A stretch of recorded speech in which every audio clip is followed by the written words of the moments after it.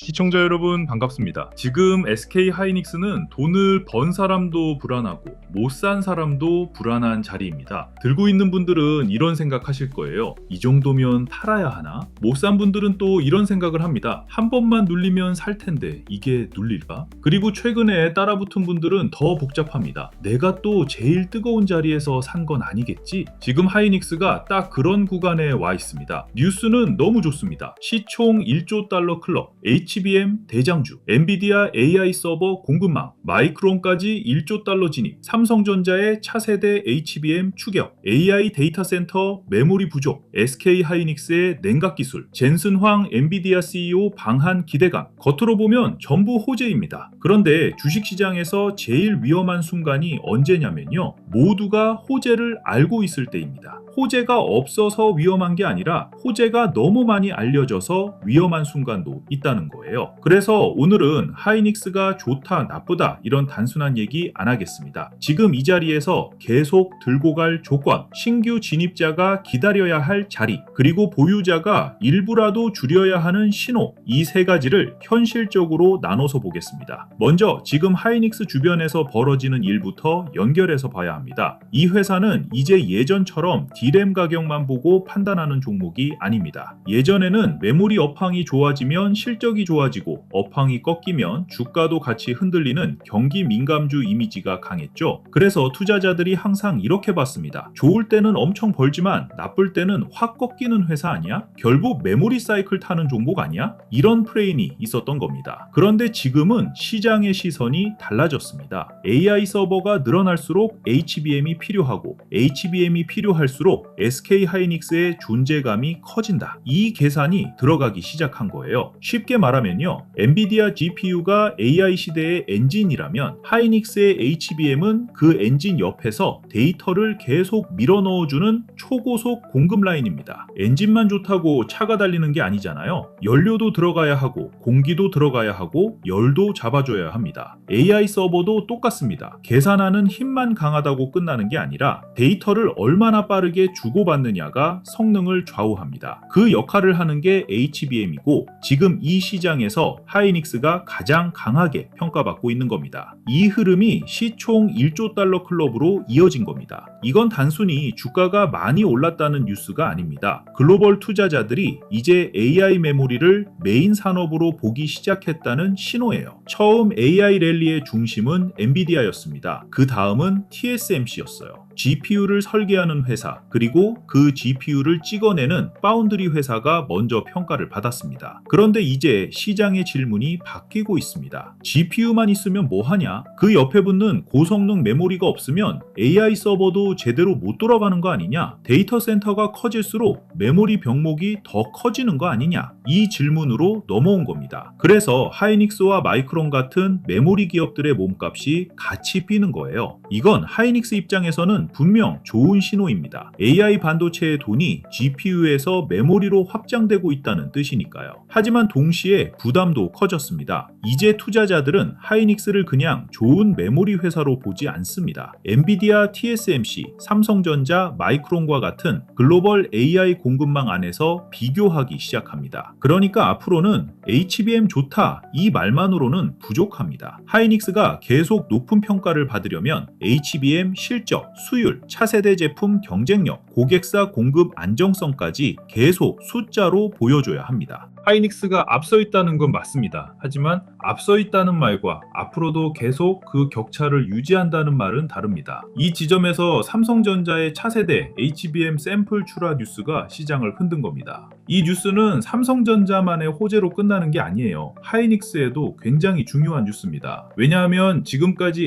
HBM 시장에서는 하이닉스가 가장 앞서 있다는 평가를 받아왔습니다. 특히 엔비디아 공급망에서 하이닉스의 입지는 강했습니다. 그런데 삼성전자가 차세대 HBM 샘플을 내놓고 고객사 검증 단계로 속도를 내기 시작하면 시장은 다시 경쟁 구도를 보기 시작합니다. 고객사 입장에서는 선택지가 늘어납니다. 하이닉스만 보는 게 아니라 삼성전자와 마이크론까지 비교하게 됩니다. 그럼 하이닉스가 지금의 높은 마진과 프리미엄을 유지하려면 더 많은 걸 증명해야 합니다. 수율이 안정적인지, 발열을 잘 잡는지, 납기를 맞출 수 있는지, 차세대 제품에서 성능과 전력 효율을 계속 앞서갈 수 있는지, 무엇보다 엔비디아 같은 핵심 고객사와의 관계를 계속 유지할 수 있는지, 이게 앞으로 하이닉스 주가의 핵심 질문이 됩니다. 그렇다고 삼성전자의 추격을 무조건 하이닉스 악재로만 보면 또 틀립니다. 시장이 작으면 경쟁자가 늘어나는 게 부담입니다. 그런데 시장이 폭발적으로 커질 때는 경쟁자가 늘어나는 것 자체가 그 산업이 메인 무대에 올라왔다는 증거이기도 합니다. 삼성전자가 다시 뛰어들고 마이크론이 1조 달러 클럽에 들어가고 하이닉스가 시장의 중심에 있다는 건요, HBM이 일시적인 유행이 아니라 AI 인프라의 핵심 병목으로 인정받고 있다는 뜻입니다. 다만 하이닉스 입장에서는 이제 독점 프리미엄을 계속 유지할 수 있느냐가 중요해졌습니다. 시장이 커지는 건 호재입니다. 하지만 경쟁이 붙는 건 마진 압박이 될 수 있습니다. 이 두 가지를 같이 봐야 제대로 읽는 겁니다. 하이닉스가 좋은 회사인 건 맞습니다. 그런데 좋은 회사라는 이유만으로 주가가 계속 오르는 건 아닙니다. 좋은 회사가 지금 가격 위에서도 계속 좋은 숫자를 보여줘야 시장이 더 비싸게 사주는 겁니다. 이 경쟁 구도를 보면 왜 하이닉스가 단순 메모리 회사로만 평가받지 않는지 알 수 있습니다. 예전에는 메모리를 얼마나 많이 파느냐가 중요했다면 지금은 완전히 달라졌습니다. 얼마나 빠르게 보내느냐, 얼마나 전력을 덜 쓰느냐, 얼마나 열을 잘 잡느냐, 그리고 고객사가 원하는 형태로 얼마나 안정적으로 공급하느냐, 이 네 가지가 같이 붙어야 고객사가 돈을 더 줍니다. 그래서 최근 하이닉스가 내놓은 냉각 관련 기술도 그냥 기술 발표로 넘기면 안 됩니다. AI 서버가 커질수록 가장 골치 아픈 문제가 하나 생깁니다. 바로 열입니다. GPU도 뜨겁고 HBM도 뜨겁고 서버 전체가 고밀도로 들어가면 냉각 비용은 점점 커집니다. 데이터를 많이 주고받을수록 속도는 빨라지지만 그만큼 열도 많이 생깁니다. 열을 제대로 못 잡으면 성능이 떨어지고 안정성도 흔들립니다. 그러니까 앞으로 HBM 경쟁은 단순히 누가 먼저 만들었냐에서 끝나지 않습니다. 속도, 용량, 전력 효율, 발열, 패키징, 고객 맞춤 설계까지 묶인 종합 경쟁으로 가고 있는 겁니다. 이걸 이해해야 하이닉스 주가가 왜 여기까지 올라왔는지, 그리고 왜 여기서부터는 더 까다롭게 봐야 하는지 알 수 있습니다. 이런 경쟁이 커질수록 결국 고객사의 선택이 더 중요해집니다. 그리고 그 고객사 이름 중 가장 큰 게 엔비디아죠. 그래서 젠슨 황의 방한 기대감이 단순한 이벤트로 끝나지 않는 겁니다. 이 사람이 누구를 만나느냐보다 더 중요한 건 엔비디아가 한국 기업들을 AI 공급망 안에서 얼마나 깊게 끌고 가느냐입니다. 엔비디아는 GPU만 파는 회사가 아닙니다. AI 데이터 센터 생태계를 통째로 끌고 가는 회사입니다. 그 안에는 GPU, HBM, 패키징, 전력, 냉각, 서버, 로봇, 소프트웨어까지 다 들어갑니다. 그러니까 젠슨 황 방한 기대감은 누구 만난다더라 수준이 아닙니다. 한국 기업들이 엔비디아 생태계 안에서 어떤 자리를 가져가느냐의 문제입니다. 그리고 그 중심에는 하이닉스의 HBM이 있습니다. 하지만 여기서도 너무 흥분하면 안 됩니다. CEO 방한, 파트너십 기대감, 협력 뉴스는 주가를 강하게 밀어 올릴 수 있습니다. 그런데 진짜 중요한 건 그 이후입니다. 실제 계약이 나오느냐, 물량이 나오느냐, 실적 전망이 올라가느냐, 수급이 이어지느냐,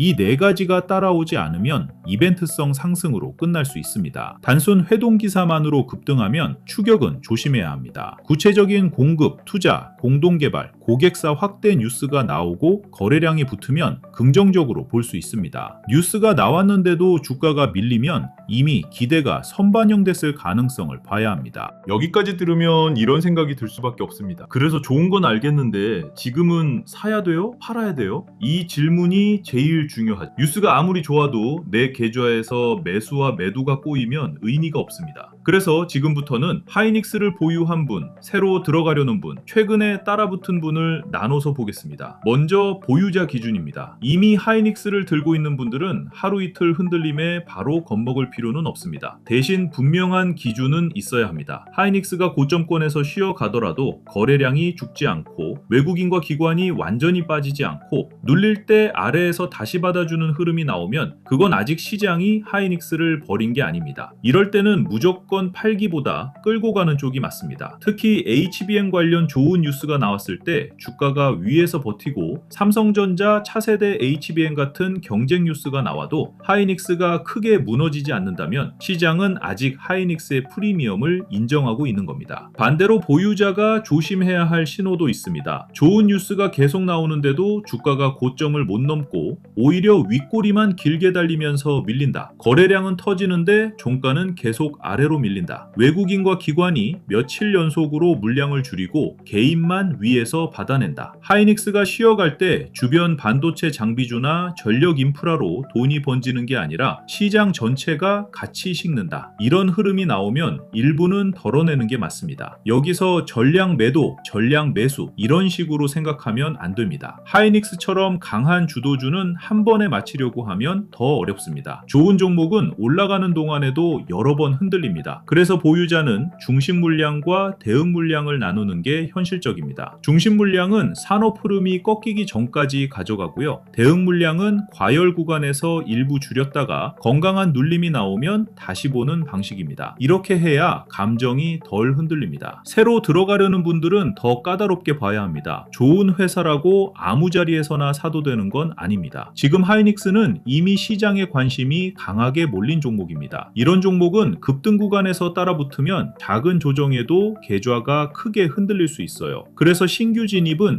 무조건 뉴스 보고 바로 추격이 아닙니다. 눌림이 나온 뒤 다시 매수 주체가 붙는지 확인하는 게 먼저입니다. 하이닉스에서 신규 진입을 고민할 만한 자리는 크게 세 가지입니다. 강한 상승 이후 처음으로 나오는 건강한 눌림, 고점 돌파 이후 안착을 확인하는 자리, 그리고 하이닉스가 쉬는 동안 주변 섹터가 살아나는 자리입니다. 건강한 눌림이라는 건 그냥 빠지는 게 아닙니다. 거래량이 폭발적으로 터지면서 무너지는 게 아니라 거래량은 줄어들고 가격만 쉬어가는 흐름입니다. 주가가 쉬는데 매도 압력이 강하지 않고 외국인과 기관이 완전히 빠지지 않는다면 그건 단순 숨고르기일 수 있습니다. 이런 자리에서 다시 거래량이 붙고 정고점 쪽으로 돌리면 그때가 신규 진입 후보가 됩니다. 고점 돌파 자리도 마찬가지입니다. 주가가 신고가를 뚫는 순간 바로 따라붙는 건 위험합니다. 왜냐하면 그 순간에는 단기 자금과 추격 매수가 한꺼번에 들어오고 위에서 차익 실현 물량도 같이 나옵니다. 진짜 중요한 건 돌파 이후에 다시 그 가격대를 지키느냐입니다. 신고가를 뚫고 하루 이틀 쉬고 다시 그 위에서 버티면서 매수세가 붙으면 그때 시장이 그 가격을 인정했다고 볼 수 있습니다. 그때가 신규 진입자가 관심을 가져볼 수 있는 자리입니다. 반대로 돌파하자마자 거래량이 터지고 윗꼬리가 길게 나오고 다음날 바로 밀린다면 그건 추격 매수보다 관망이 맞습니다. 신고가라는 말에 흥분하면 안 됩니다. 중요한 건 신고가를 찍었느냐가 아니라 그 가격 위에서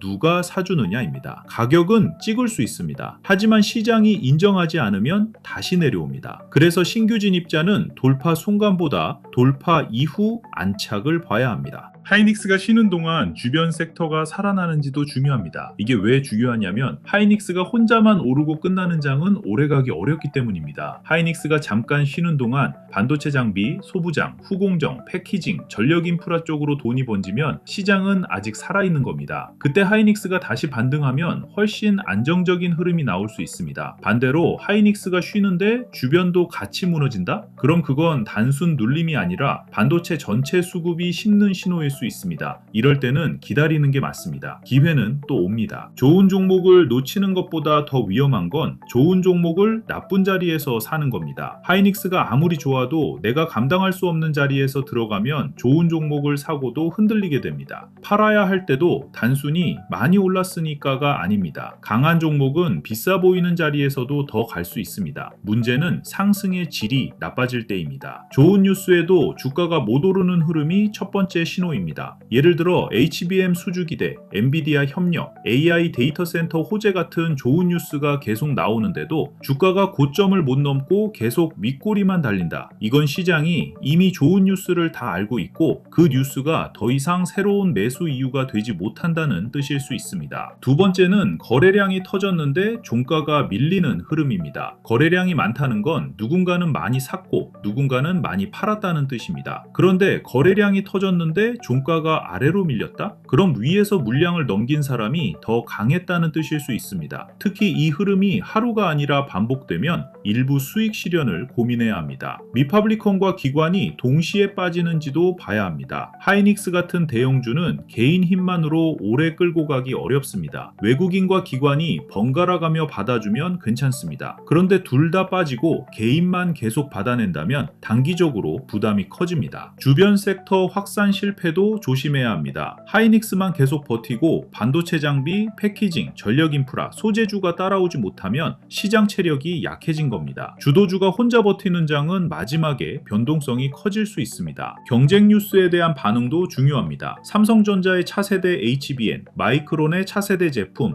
엔비디아 공급 다변화 같은 뉴스가 나왔을 때 하이닉스가 과하게 흔들린다면 시장이 하이닉스의 독점 프리미엄을 다시 깎기 시작한 것일 수 있습니다. 이때는 무조건 겁먹을 필요는 없지만 비중이 너무 큰 분들은 일부 덜어내고 다시 확인하는 게 낫습니다. HBM에서 수율은 그냥 기술 용어가 아닙니다. 돈입니다. 수율이라는 건 제품을 만들었을 때 정상 제품이 얼마나 나오느냐입니다. 붕어빵 장사를 한다고 생각해 보세요. 재료도 똑같이 쓰고 기계도 똑같이 돌리고 사람도 똑같이 일했는데 100개 중에 60개만 팔 수 있으면 마진이 낮아집니다. 그런데 100개 중에 90개가 제대로 나오면 어떻게 되죠? 같은 시간 같은 비용으로 더 많이 팔 수 있습니다. 그게 바로 이익률입니다. HBM은 제품 가격이 높고 난도도 높습니다. 그래서 수율이 조금만 좋아져도 이익률에 큰 차이가 납니다. 시장에서는 하이닉스가 HBM에서 앞서 있다는 점을 높게 평가하고 있지만 앞으로는 단순히 먼저 만들었다가 아니라 안정적으로 많이 만들 수 있느냐가 중요합니다. 이게 실적으로 연결되는 핵심입니다. 수율이 잡히면 기술이 좋아졌다는 말에서 끝나는 게 아닙니다. 같은 공장, 같은 장비, 같은 인력으로 더 많은 돈을 벌 수 있는 구조가 되는 겁니다. 그래서 HBM 수율은 하이닉스의 마진과 직결됩니다. 그리고 마진이 유지돼야 지금의 높은 평가도 정당화됩니다. 기대가 숫자로 확인되는지도 봐야 합니다. 주식시장에서 가장 강한 상승은 기대감만으로 오래가지 않습니다. 기대가 숫자로 확인될 때 오래갑니다. HBM이 좋다, AI 서버가 늘어난다, 엔비디아가 잘 나간다, 여기까지는 기대입니다. 그런데 실제 반도체 수출이 강하게 나오고 기업 실적 전망이 올라가고 외국인 자금이 들어오면 이야기가 달라집니다. 그때부터는 상상이 아니라 숫자가 되는 겁니다. 하이닉스를 볼 때도 똑같습니다. HBM 매출이 얼마나 늘어나는지, 영업이익률이 얼마나 좋아지는지, 수출 데이터가 계속 강한지, 고객사 수요가 실제 주문으로 이어지는지 이걸 봐야 합니다. 마이크론 실적도 중요합니다. 마이크론은 하이닉스와 똑같이 메모리 사이클을 타는 회사입니다. 물론 제품 구성과 고객사는 다르지만 메모리 시장의 온도를 먼저 보여주는 기업 중 하나입니다. 마이크론이 실적 발표에서 HBM 물량이 계속 강하다, 다음 분기 전망도 좋다, 가격 협상력이 유지된다 이렇게 말하면 시장은 하이닉스에도 긍정적으로 해석할 가능성이 큽니다. 반대로 마이크론이 기대보다 약한 전망을 내놓거나 HBM 외 다른 메모리 가격에서 부담을 말하면 하이닉스도 단기적으로 흔들릴 수 있습니다. 지금 시장의 가장 큰 위험은 쏠림입니다. 하이닉스가 좋은 회사라서 오른 건 맞습니다. 삼성전자도 HBM과 파운드리 재평가 기대가 붙으면서 강해진 건 맞습니다. 그런데 코스피가 너무 두 종목에 기대고 있으면 시장은 겉보기보다 훨씬 불안정해질 수 있습니다. 지수는 올라가는데 내 계좌는 안 오르는 이유도 여기에 있습니다. 하이닉스와 삼성전자가 강하게 오르면 코스피는 좋아 보입니다. 그런데 나머지 종목들이 빠지고 있다면 개인 체감은 완전히 다릅니다. 뉴스에서는 코스피 신고가라고 나오는데 내 계좌는 마이너스일 수 있어요. 이게 지수 착시입니다. 그래서 지금은 코스피 숫자만 보면 안 됩니다. 상승 종목 수가 늘어나는지, 반도체 주변주로 돈이 번지는지, 전력 인프라, 후공정, 패키징, 소재, 장비주가 같이 움직이는지, 증권, 금융, 자동차 같은 대형 섹터로 확산되는지 되는지 이걸 봐야 합니다. 하이닉스만 계속 오르고 주변이 안 따라오면 그건 시장 전체가 강한 게 아니라 하이닉스 중심의 쏠림장입니다. 반대로 하이닉스가 잠깐 쉬어가는데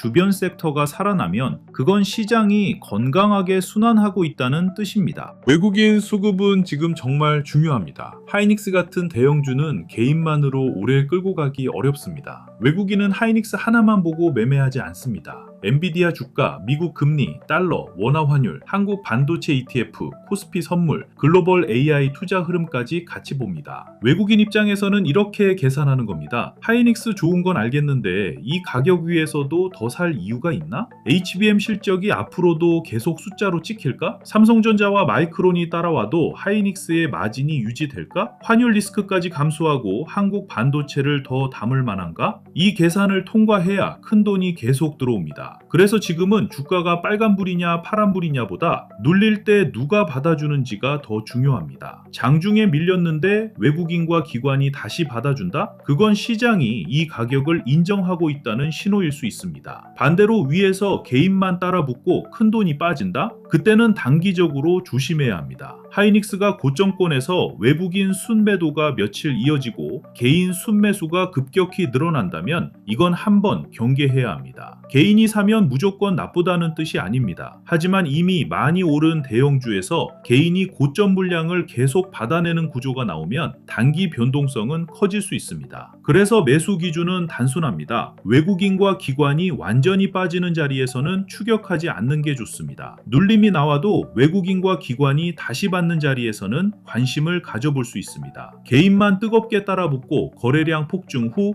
윗꼬리가 길어지는 자리는 일부 덜어내는 게 맞습니다. 이 기준만 있어도 감정 매매를 줄일 수 있습니다. 하이닉스가 좋은 회사냐 아니냐보다 중요한 건 이 가격 위에서 누가 사주느냐입니다. 큰돈이 인정하는 가격은 버틸 수 있습니다. 큰돈이 빠진 가격은 아무리 좋은 뉴스가 있어도 흔들릴 수 있습니다. 하이닉스 이후 돈이 어디로 갈지도 봐야 합니다. 하이닉스가 먼저 움직였으면 그 다음 돈은 반드시 주변을 봅니다. 반도체 장비, 소부장, 후공정, 패키징, 전력 인프라, 냉각, 변압기, 전선, 그리고 나중에는 증권, 금융, 자동차, 저평가 대형주까지 갈 수 있습니다. 이게 순환매입니다. 하이닉스가 계속 오른다고 해서 내내 하이닉스만 봐야 하는 게 아닙니다. 오히려 하이닉스가 너무 뜨거워졌을 때는 그 돈이 다음에 어디로 번질지 봐야 합니다. HBM 수요가 늘어나면 장비가 필요합니다. 패키징이 필요합니다. 테스트가 필요합니다. 전력도 필요합니다. 데이터 센터는 전기를 엄청나게 씁니다. 전기가 많이 필요하면 변압기, 전선, 전력 설비가 같이 움직입니다. 이렇게 AI 메모리 하나가 여러 산업으로 연결됩니다. 그래서 하이닉스가 오른 뒤에 진짜 잘하는 투자자는 이렇게 봅니다. 하이닉스 계속 간다에서 멈추지 않습니다. 하이닉스가 쉬면 돈이 어디로 번질까? HBM 다음 병목은 어디일까? 장비냐? 패키징이냐? 전력 인프라냐? 외국인이 하이닉스를 덜어내고 다른 업종으로 옮겨 담는지 볼까? 이렇게 봅니다. 이게 돈의 순서를 보는 겁니다. 앞으로 확인해야 할 것도 분명합니다. 엔비디아 실적과 다음 분기 전망, 마이크론 실적과 HBM 전망, 삼성전자 차세대 HBM의 고객사 반응, SK하이닉스의 차세대 HBM과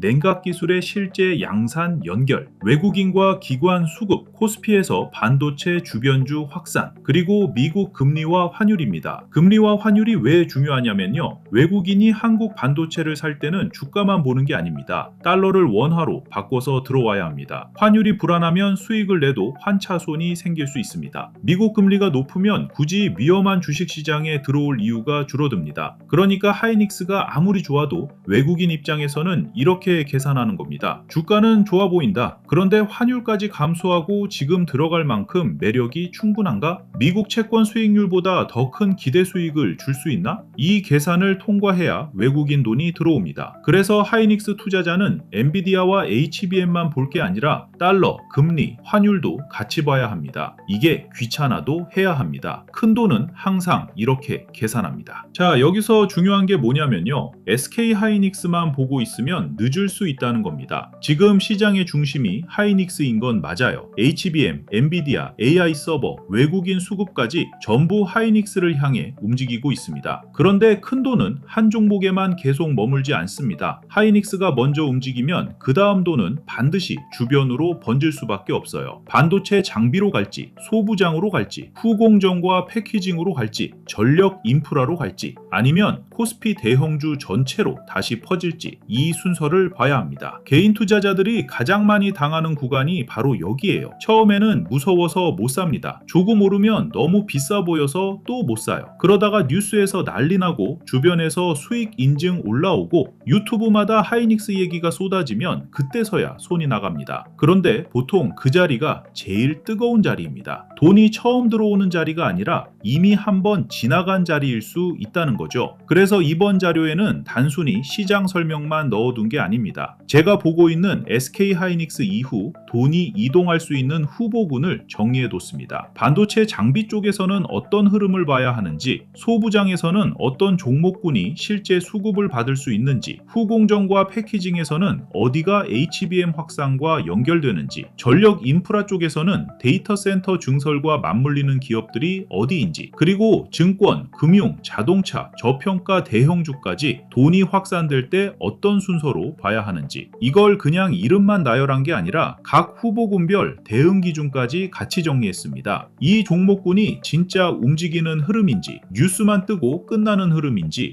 외국인과 기관 수급이 붙는지, 거래량이 살아나는지, 하이닉스가 쉬어갈 때 돈이 옆으로 번지는지, 이런 기준이 있어야 늦게 따라붙지 않습니다. 그래서 이번에 준비한 자료가 있습니다. 개미가 놓친 돈의 지도, 자본 법칙, 돈의 시선, 코스피 8000의 시대, 돈의 흐름을 잇는 법, 그리고 SK 하이닉스 이후 돈이 이동할 수 있는 후보군 정리 자료, 각 종목군별 대응 기준표, AI 주식 보조지표 템플릿, 지표 사용 설명서, 시장 모니터링 대시보드, 투자 체크리스트와 원칙 카드까지 같이 준비했습니다. 이 자료는 하이닉스 사세요, 이 종목 무조건 갑니다, 이런 자료가 아닙니다. 지금처럼 하이닉스가 시장의 중심에 서고 코스피가 강하게 움직이고 반도체 돈이 빠르게 돌 때 개인이 늦게 따라붙지 않게 기준을 잡아주는 자료예요. 어디서 돈이 시작됐는지, 어디로 돈이 번지는지, 내가 보는 뉴스가 이미 늦은 뉴스인지, 아니면 아직 다음 순환매가 남아있는 흐름인지, 이걸 스스로 확인할 수 있게 만든 겁니다. 필요하신 분들은 구독과 좋아요 눌러주시고 댓글창에 구독 완료라고 남겨주세요. 그리고 설명란 링크로 신청하시면 됩니다. 이번 자료도 100% 무료로 받아가실 수 있습니다. 오늘 하이닉스에서 봐야 할 건 단순히 주가가 많이 올랐느냐가 아닙니다. 이제 시장은 하이닉스를 AI 메모리 핵심주로 인정하고 있습니다. 하지만 동시에 그 기대가 너무 빠르게 반영된 건 아닌지도 따지고 있습니다. 그래서 앞으로는 HBM 실적, 차세대 제품 경쟁력, 삼성전자와 마이크론의 추격, 외국인 수급, 반도체 밸류체인 확산까지 같이 봐야 합니다. 하이닉스가 계속 중심을 잡아주면 시장은 더 갈 수 있습니다. 하지만 하이닉스만 혼자 오르고 주변 섹터가 따라오지 못하면 그때는 속도를 조절해야 합니다. 보유자는 수급이 살아있는 동안 중심 물량을 쉽게 버리지 말고, 신규 진입자는 급등 추격보다 눌림 후 다시 매수세가 붙는 자리를 봐야 합니다. 팔아야 할 때는 단순히 많이 올랐을 때가 아닙니다. 좋은 뉴스에도 고점을 못 넘고 거래량 터진 윗꼬리가 반복되고 외국인과 기관이 동시에 빠지고 주변 섹터 확산이 실패할 때입니다. 사야 할 때는 단순히 뉴스가 뜰 때가 아닙니다. 눌림이 나왔는데 거래량이 줄고 외국인과 기관이 다시 받아주고 반도체 주변주까지 같이 살아날 때입니다. 이 기준을 갖고 봐야 오늘 같은 시장에서 흔들리지 않습니다. 오늘 영상은 여기서 마치고요. 다음 영상에서는 SK 하이닉스 이후 돈이 실제로 어느 후보군으로 번질 수 있는지, 그리고 반도체 장비와 전력 인프라 쪽에서 어떤 흐름을 봐야 하는지 더 자세히 짚어드리겠습니다. 끝까지 시청해주셔서 감사합니다.